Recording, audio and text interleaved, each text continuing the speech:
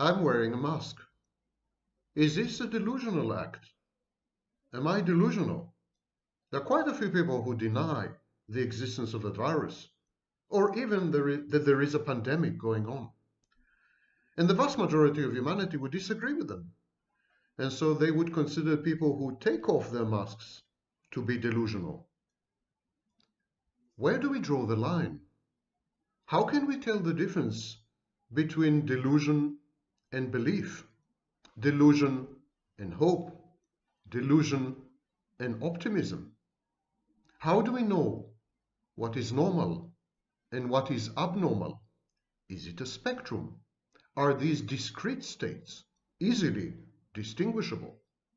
Hope and optimism, for example, should be derived from reality testing, from a realistic assessment of the environment, human environment and natural environment. If hope and optimism and belief derive from a delusion, never mind how widespread this delusion is, then they are pathological. They are unhealthy. And so today I would like to discuss everyday life. Phenomena in everyday life which could easily be cast as psychopathologies, as mental illness, as forms of sickness. And then ask the question, why do we exempt these behaviors? Why do we as psychologists exempt these behaviors? Why do we give them a pass? Why, when we see similar behaviors in other settings, in other cultures, in other contexts, we pathologize them, but we don't when it is in our culture, for example? It's a complex issue and a very touchy and controversial one. And I hope you stay with me to the end, because it's going to be a bumpy and ego-dystonic ride. Guaranteed. Where do we draw the line? Normal people adapt themselves to their environment, human environment, natural environment. Abnormal people, people with mental health problems, do exactly the opposite. They try to adapt the environment to themselves. They don't want to change, they don't change, or they are incapable of changing. So they expect the environment to change. Society, friends, family, the workplace. They have idiosyncratic needs, a unique profile, and they expect everyone around them to mold themselves to fit this profile, like a key and a lock. And when these sick individuals succeed, when they do transform their environment, human environment, their society, or natural environment, when they do this, everything is pathologized. Consider, for example, Nazi Germany and Adolf Hitler. Adolf Hitler was a very sick man. Nazi Germany was a very sick society. Why? Because it had adapted itself to the profile of Adolf Hitler. So what's the difference between Adolf Hitler and other movers and shakers in human history? What's the difference between him, for example, and Napoleon? Why don't we castigate Napoleon in the same terms that we castigate Adolf Hitler? Where do we draw the line?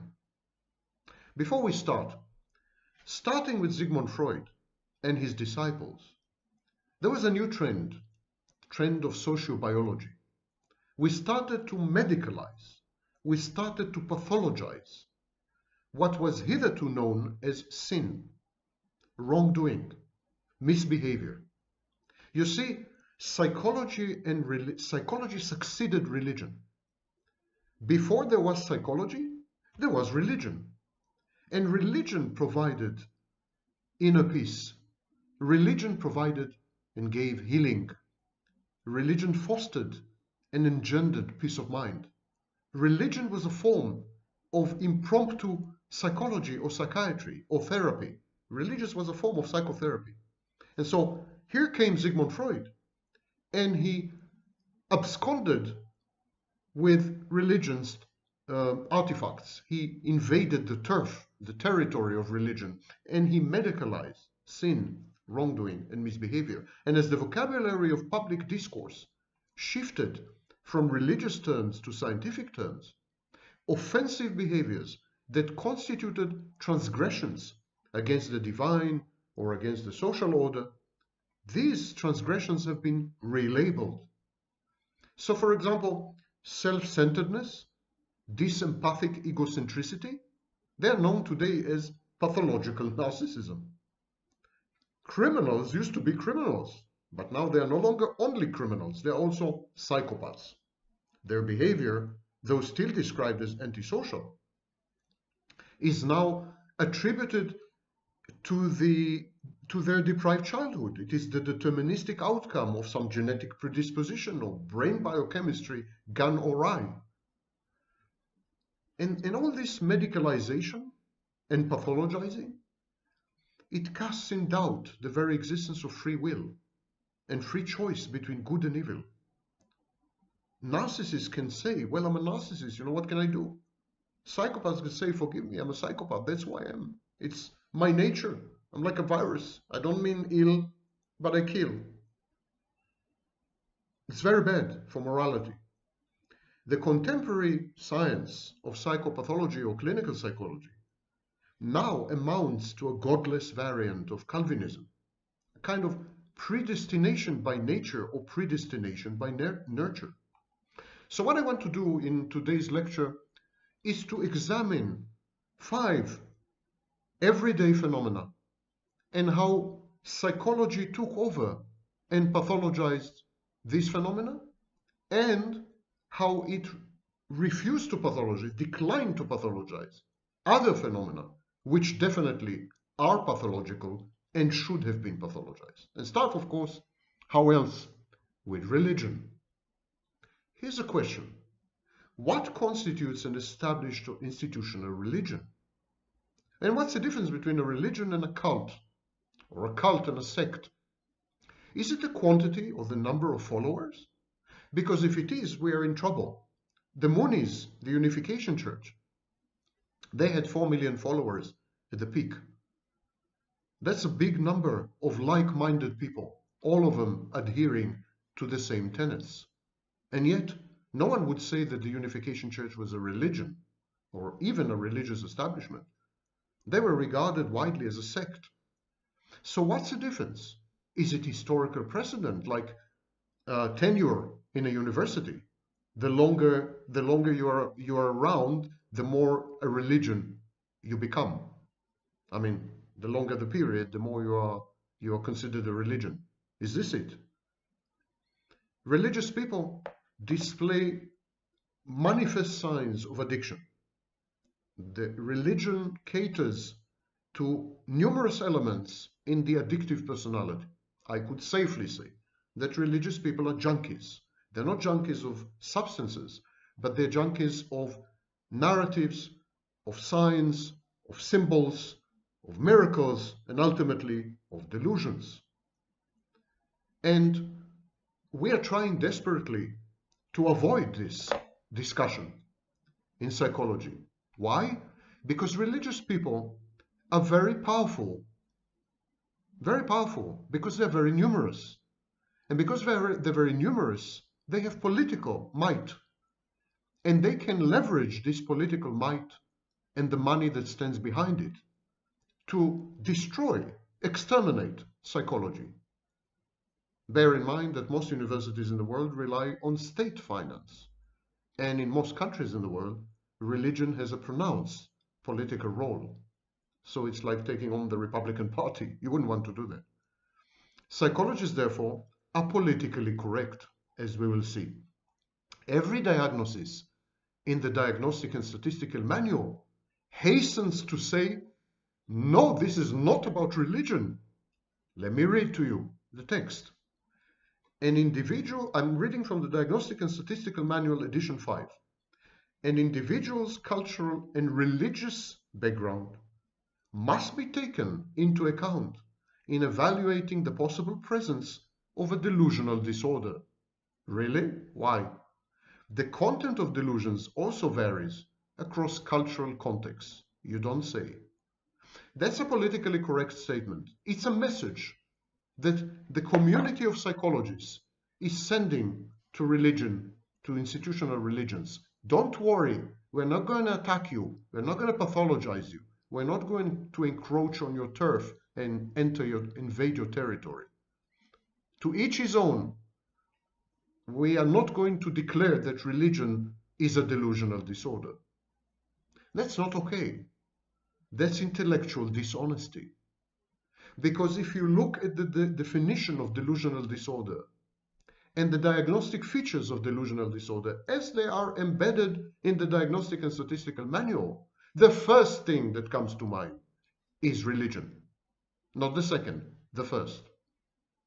It's a perfect encapsulation, description, and capturing of the essence, the quiddity of what it is to be religious. And now to explain what I'm referring to. If you believe that the scriptures of every religion, Old Testament, New Testament, Quran, Buddhist writings, Rig Veda, whatever, if you believe that scriptures, religious writings, are beautiful literature, I'm all with you. Never surpassed. The best there is. You know, soul lifting if we had a soul. If you believe that religious writings are allegories of the human condition, of history, I'm all with you. I'm all for it.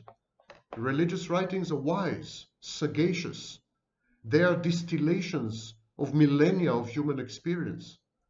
They should be studied thoroughly, absolutely, mandatorily, I would say. But if you believe that the events described in religious writings have happened, had actually happened, that they are real, that they are a form of history, something is seriously wrong with you. You're mentally ill. What is your mental illness? Delusional disorder.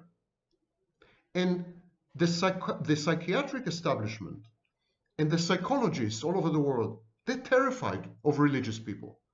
They don't want problems. They don't want their budgets cut. They don't want to be decapitated. They don't want any trouble. So they stay away from religion, which is intellectually dishonest.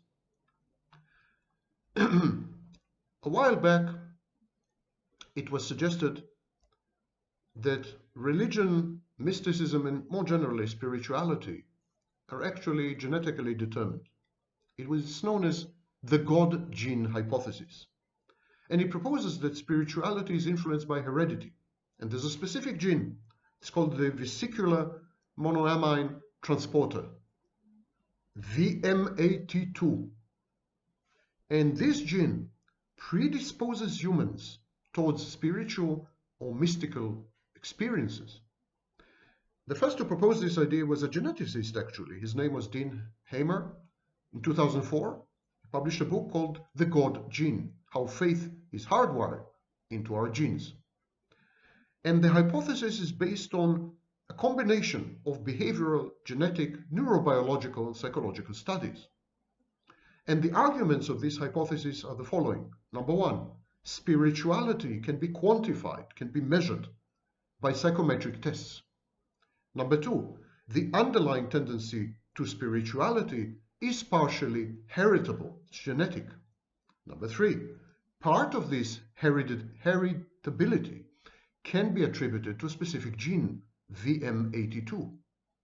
Number four, this gene acts by altering monoamine levels. Number five, spirituality provides an evolutionary advantage by providing individuals with an innate sense of optimism and hope. And it is this last point that I dispute. Optimism and hope, grounded in a delusion, grounded in a falsification of reality.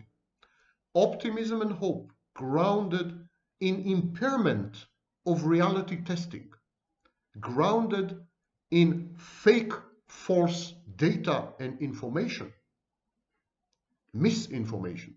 This kind of hope, this kind of optimism are pathological. They're ill. They require help and treatment.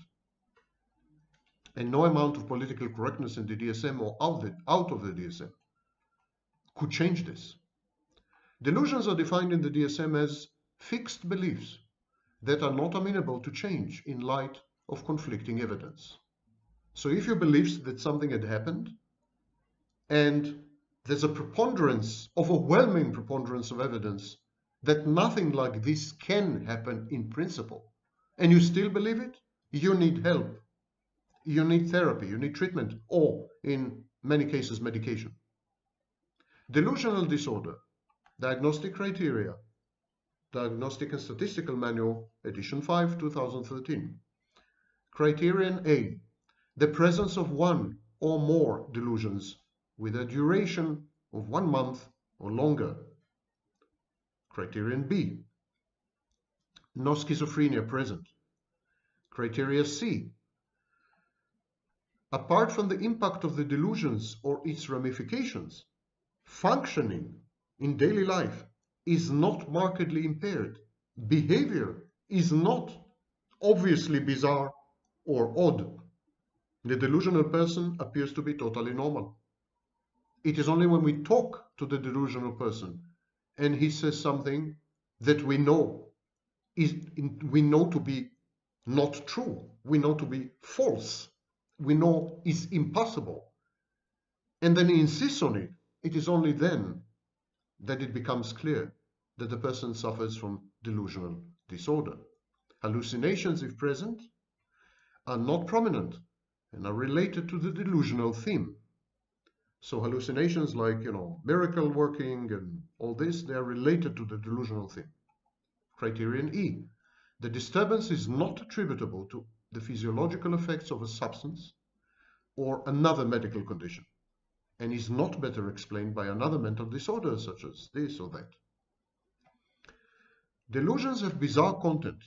Delusions are deemed bizarre if they are clearly implausible. Now, the DSM uses the word implausible. I go one further. What about impossible? Let me rephrase this sentence. Delusions are deemed bizarre, ultra bizarre, insane, if they are clearly impossible, not understandable. I'm continuing with the DSM. Not understandable, not derived from ordinary life experiences. So these are bizarre delusions.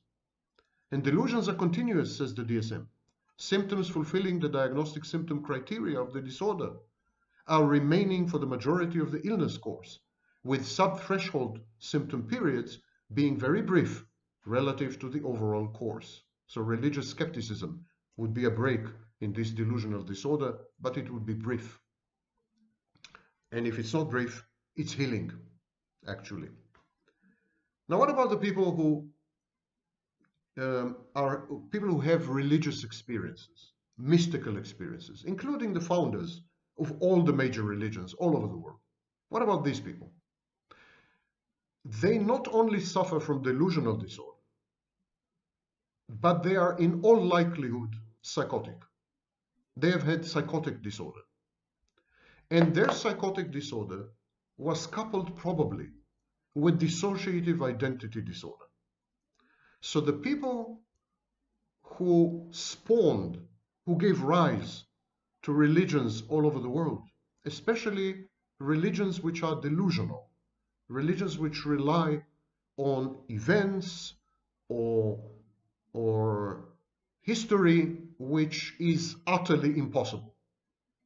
So these kind of people, they not only had delusional disorder, which is clear because they came up with these delusions and they believed in the veracity of these delusions. They had experienced these delusions as real. Their reality testing was shot.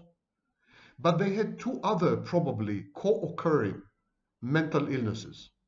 Psychotic disorder, and remember, psychotic disorder is when you externalize internal objects.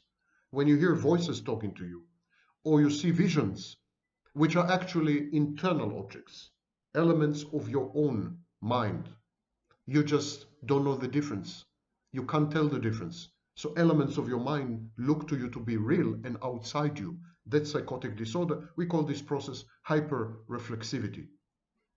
But they had another thing, which is dissociative identity disorder. I would like to read to you the diagnostic criteria for dissociative identity disorder. A, disruption of identity characterized by two or more distinct personality states, which may be described in some cultures as an experience of possession. This is the DSM, not Samvagnin. The disruption in identity involves marked discontinuity in sense of self and sense of agency, accompanied by related alterations in affect, behavior, consciousness, memory, perception, cognition, and/or sensory motor functioning. These signs and symptoms may be observed by others or reported by the individual. Criterion B. Recurrent gaps in the recall of everyday events, important personal information, and/or traumatic events that are, and when these gaps are inconsistent with ordinary forgetting. Criterion C. The symptoms cause clinically significant distress or impairment in social, occupational, or other important areas of functioning. D. The disturbance is not a normal part of a broadly accepted pattern. E. The symptoms are not attributable to the physiological effects of a substance or another medical condition. And here's what they have to say in the diagnostic, in the clinical features, in the diagnostic features. Possession form identities in dissociative identity disorder typically manifest as behaviors that appear as if a spirit, a supernatural being, or outside person has taken control over the individual, such that the individual begins speaking or acting in a distinctly different manner, speaking in tongues. For example, an individual behaviors, say the DSM, may give the appearance that her identity has been replaced by the ghost of another person who had committed suicide in the same community years before, speaking and acting as though she were still alive. Or an individual continues the DSM, may be taken over by a demon or a deity. That's as close as they get to admitting that religion is a form of sickness. As close as they get. I read this to you again. It's a very courageous sentence, very brave. Buried, of course, as deeply as possible in the DSM, but it's still there. Let me read it to you again.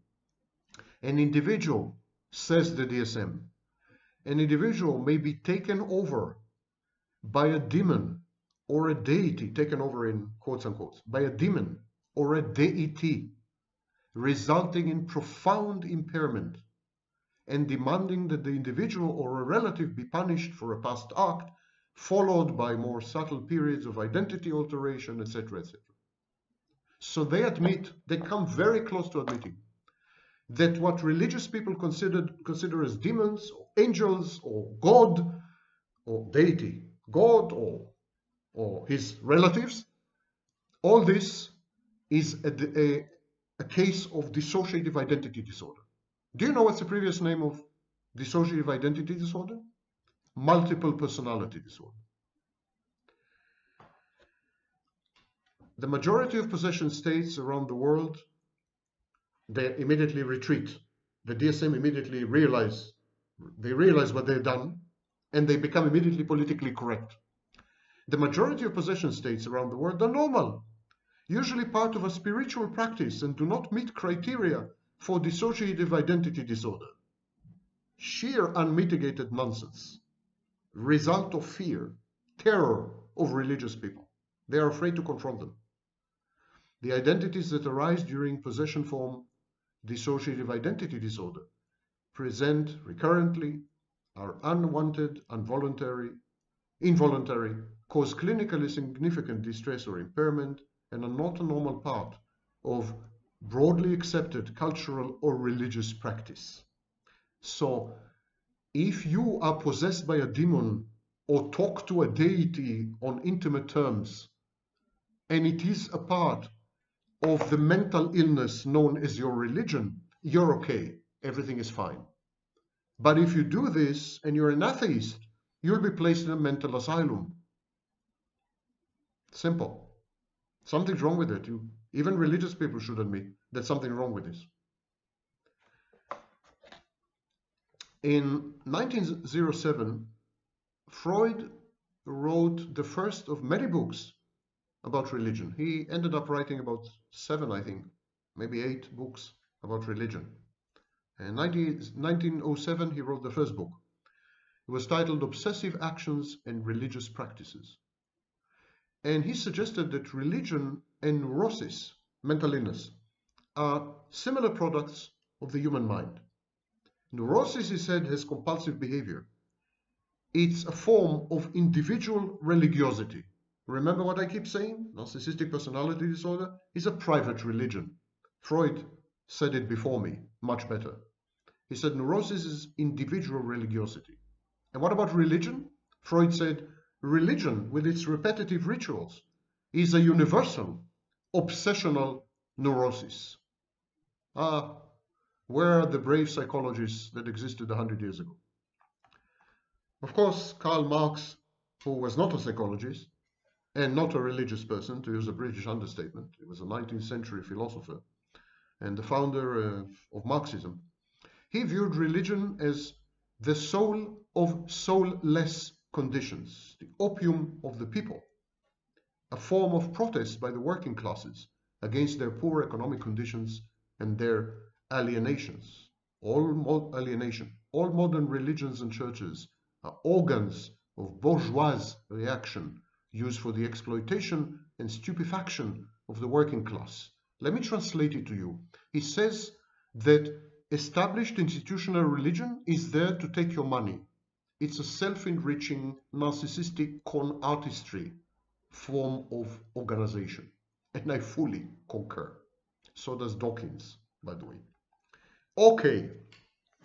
You know, homosexuality was considered a mental illness until 1973. It was included in the Diagnostic and Statistical Manual. And now it is not. Now it is common, accepted practice, not even stigmatized anymore, and definitely not a mental illness by any definition of the word, by any stretch of the word. So if mental illnesses and mental disorders can make exits and entrances, you know, into the DSM and out of the DSM, because, for example, sadistic personality disorder disappeared from the DSM, masochistic personality disorder disappeared from the DSM. Are these real entities? Are these real disorders? Are these real illnesses? Are these clinical entities akin to cancer or diabetes?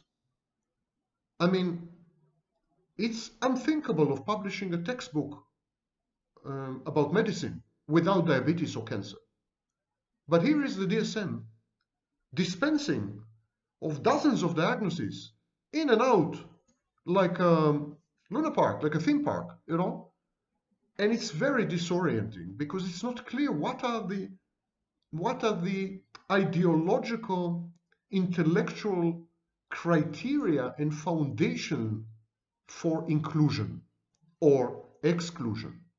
Even giants of the field like Theodore Millon, they argue for the inclusion of certain mental health personality disorders, sadistic, masochistic, negativistic, passive-aggressive, also not in the DSM. So there's a huge debate among the giants of the field, among the most preeminent scholars as to what should be and shouldn't be. Malignant narcissism, Kernberg was an advocate of malignant narcissism. It's not in the DSM. So, and no one knows. It's totally not transparent. No one knows. The minutes of the committee, the DSM committee, are not published. No one knows why certain disorders make it and others become apocryphal. It's this flux renders the whole profession of psychology and psychiatry very suspect. And this is why even theoreticians, even psychologists, even, you know, they are afraid to take on everyday phenomena, such as religion. Because if they pathologize religion and it's reverted, like in Wikipedia, you know, revert vandalism, it's reverted tomorrow, how are they going to look? So the DSM is much about exclusion as about inclusion. It tells you if it's Culturally accepted, it's okay. If it's a religious practice, it's okay. If it's relevant to the period in history, it's okay. I mean, they are very wary to take a set of principles, set of diagnostic criteria, and apply it fearlessly and rigorously to observable phenomena of human conduct and misconduct. Which leads me to conspiracism. Conspiracy theories, the people who believe in conspiracy theories, and what is their psychology or psychopathology?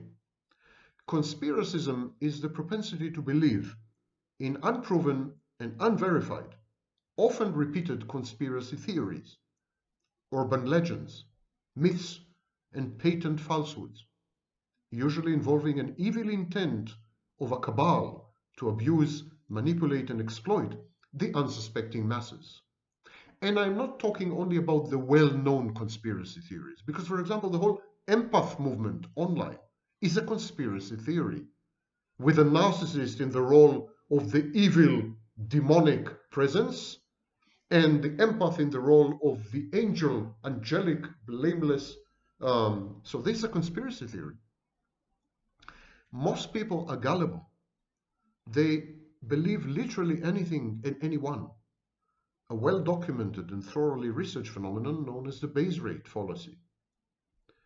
And then once they come to believe something, they defend their misconceptions fiercely as they actively align themselves with other people, like-minded people, and signal their uncritical conformity in like-minded tribes and silos.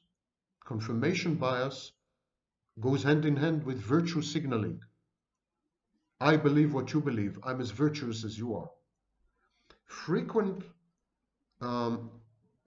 exposure to these echo chambers, to this toxic nonsense. Such exposure solidifies the belief in these outlandish and inane narratives.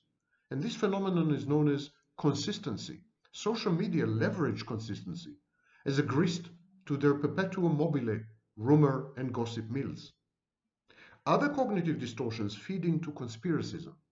Consider the proportionality bias, the erroneous conviction that great events are caused by commensurately massive reasons or plots or dynamic processes. This flies in the face of chaos theory and its butterfly effect. A lone, grandiose gunman in Texas can rock the entire world with a single shot. We also find patterns where there are no patterns. Apophenia, pareidolia, these are the clinical names. We connect dots that should remain unconnected, discrete. We find continuities in the disparate and in the unrelated, including other people's actions, as related to their imputed motivations, and this is known as intentionality bias. Conspiracism is a personality trait. Even after a favorite conspiracy is debunked, there is a counterfactual residue left in the individual's mind. We call this the continued influence effect. The more you try to argue with a true believer in a conspiracy theory, the more entrenched this person becomes in his or her misinformation and paranoid skepticism. And this is known as the backfire effect. Conspiracies thrive on ignorance. We don't know what causes autism. So anti-vaxxers enter the anti-vaxxers. There is a smidgen of grandiosity involved as people trust their gut instincts and consider themselves enlightened, in the know, superior to the sheeple, adepts with access to arcane knowledge. And finally, conspiracy theories assuage, reduce, ameliorate anxiety and depression. And the people who believe in conspiracy theories are again divided in two. There are those who apply critical thinking and rationality to conspiracy claims, and then they make up their mind. And there are those who adhere to conspiracy theories, believe in them, adopt them almost religiously, out of emotional reasoning. And these people are usually mentally unhealthy. And I would like to read to you the criterion of paranoid personality disorder and schizotypal personality disorder. Paranoid personality disorder first. A pervasive distrust and suspiciousness of other people, such that their motivations are interpreted as malevolent, beginning by early adulthood and present in a variety of contexts. Suspects such a person with paranoid personality disorder, suspects without sufficient basis that other people are exploiting, harming, or deceiving him or her. When I say other people, it can be institutions. Doesn't have to be other people. And these institutions can be hell-bent on abusing and misusing a group of which that individual is a member. Number two, is preoccupied with unjustified doubts about the loyalty or trustworthiness of friends, associates, other people. Number three, is reluctant to confide in other people because of unwarranted fear that the information will be used maliciously against him or her. Number four, reads hidden, demeaning or threatening meanings into benign remarks or events. Number five, persistently bears grudges, is unforgiving of insults, injuries, or slights. Number six, perceives attacks on his or her own character or reputation that are not apparent to others, and is quick to react angrily or to counterattack. Number seven, has recurrent suspicions without justification regarding some issues, like, for example, the fidelity of a spouse.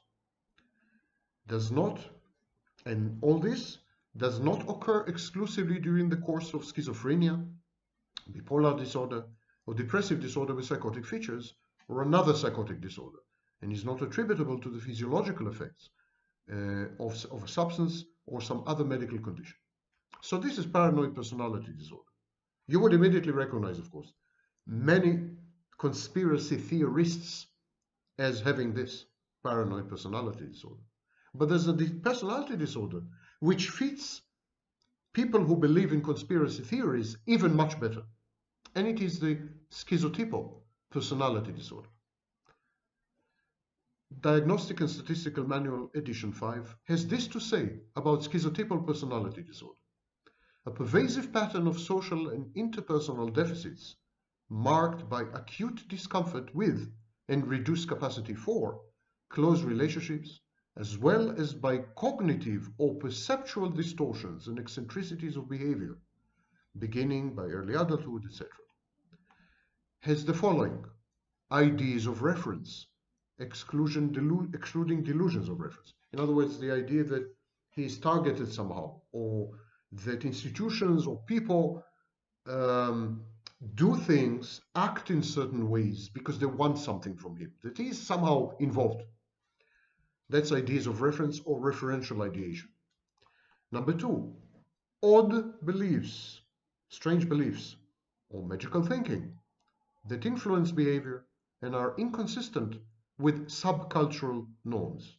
Superstitiousness, belief in clairvoyance, telepathy, or a sixth sense, bizarre fantasies or preoccupations, unusual perceptual experiences, including bodily illusions, odd thinking, odd speech, vague, circumstantial, metaphorical, over-elaborate, or stereotyped, suspiciousness or paranoid ideation, inappropriate constricted affect, behavior or appearance that is odd, eccentric, or peculiar, lack of close friends or confidants other than first-degree relatives, excessive social anxiety that does not diminish with familiarity and tends to be associated with paranoid fears rather than negative judgments about the self, does not occur exclusively during the course of schizophrenia, bipolar disorder, depressive disorder with psychotic feature, another psychotic disorder, or autism spectrum disorder. You see these two personality disorders, put them together, and you get the prototypical, archetypical conspiracy theorist. Why don't we simply declare bravely and courageously that people who believe literally in the scriptures, in religious texts, are mentally ill, and people who believe in conspiracy theories are mentally ill? Why don't we have this intellectual integrity? The profession is prostituting itself in order to secure grants, political support, and not to confront too big portions of the population. They're terrified, simply, pusillanimous, cowards. Let's talk about defiance. Defiance and contumaciousness. Contumaciousness is when you hate authority, and your natural reaction to authority is to challenge it. Donald Trump is an example of defiance and contumaciousness combined drain the swamp. So let me read to you the diagnostic criteria of 2 mental health disorders, and you tell me if they don't capture perfectly the personality of someone like Donald Trump, the personality of someone who is defiant, in your face, hates authority, contumacious, impulsive, and reckless. Let me read to you these diagnostic criteria. Listen well and tell me if they don't capture perfectly these people. And if so, why did no one come out and say, these and these politicians are mentally ill? These and these people are mentally ill. Why are we so terrified of speaking our mind as psychologists? Oppositional defiant disorder. Criterion A pattern of angry, irritable mood, argumentative defiant behavior, or vindictiveness lasting at least 6 months, as evidenced by at least 4 symptoms from these categories, and exhibited during interaction with at least one individual who is not a sibling. So, someone with oppositional defiant disorder has these: angry, irritable mood, often loses his temper, is often touchy or easily annoyed, is often angry and resentful, argumentative, defiant behavior, often argues with authority figures or with adults if it's a child, often actively defies or refuses to comply with requests from authority figures, refuses to comply with rules, often deliberately annoys other people, often blames other people for his or her mistakes or misbehavior. Vindictiveness, has been spiteful or vindictive at least twice within the past 6 months. Oppositional defiant disorder. It's a mental illness. And yet, few psychologists dare to speak up. Antisocial personality disorder.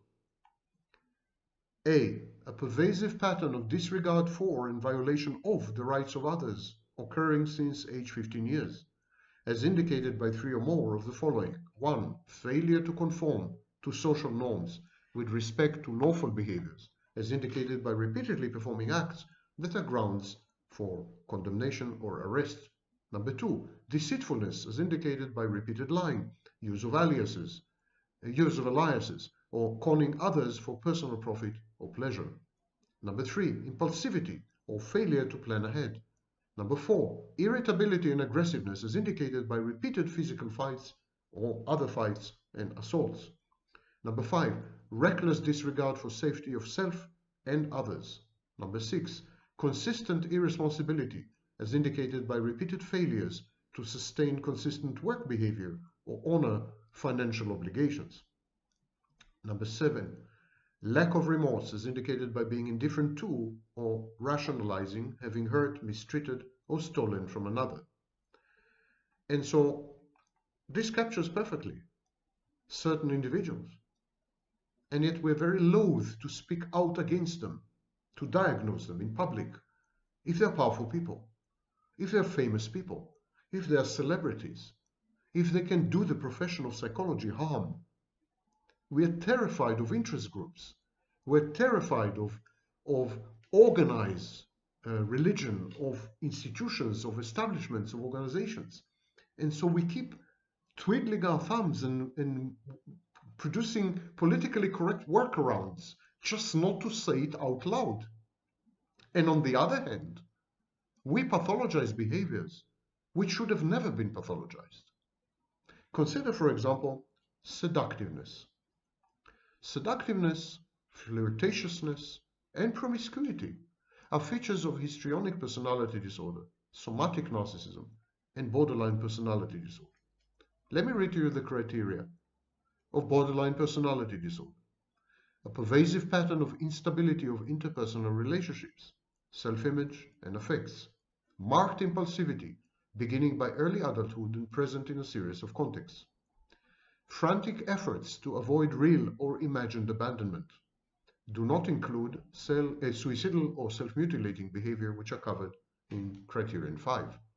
Number 2, a pattern of unstable and intense interpersonal relationships characterized by alternating between extremes of idealization and evaluation. Number 3, identity disturbance, markedly and persistently unstable self-image or sense of self.